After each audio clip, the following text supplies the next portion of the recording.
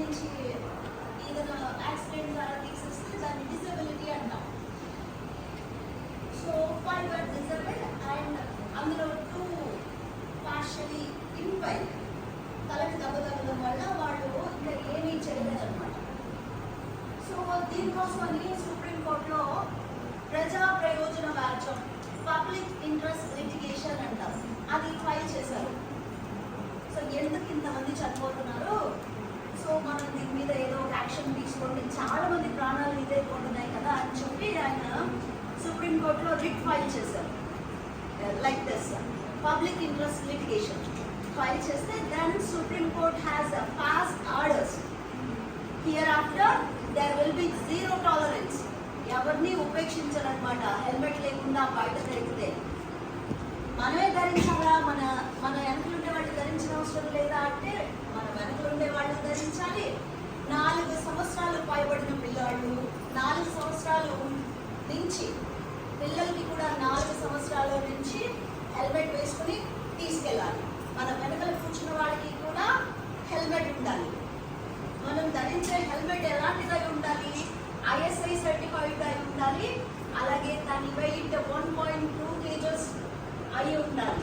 మామూలుగా హెల్మెట్ వేసుకోమంటున్నారు కదా, ఏం పడితే అది వేసేసుకొని ప్రాణాల మీదకి తెచ్చుకోకూడదు అనమాట. ISI సర్టిఫైడ్ అయి ఉండాలి. దాని వెయిట్ 1.2 kgs గా ఉండాలి. Then only we can save lives. So నేను మీకు ఒక ఎగ్జాంపుల్ చెప్తాను. I was working as an English lecturer at Arts College, Government Degree College Program. Then after that, I stopped that. I came into this profession. Then I was panel lawyer for a New India company. So that is a government-based company, insurance company. So I was leading that. Then one day, two people came. They were saluting me.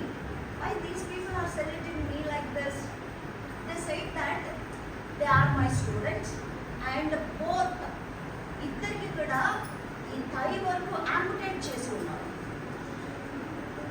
So ఎలా జరిగిందయ్యా మీకు అంటే, madam accident అయింది రాయచోటి ఘాట్ దగ్గర, Srinidhi stone crushers వాళ్ళ వాహనం ఎక్కేసింది, మేము ఇద్దరం వెళ్తా ఉంటే అని చెప్పారు. దెన్ మరి నాకెందుకు సెలెక్ట్ చేస్తారు, మా కేసు మీ దగ్గరే ఉంది. So I felt very very sad. Very sad. వాళ్ళకి ఎంత కాంపన్సేషన్ ఇచ్చినా కూడా ఇట్స్ ఓన్లీ పార్ట్. కాల్ తీసేశారు కదా,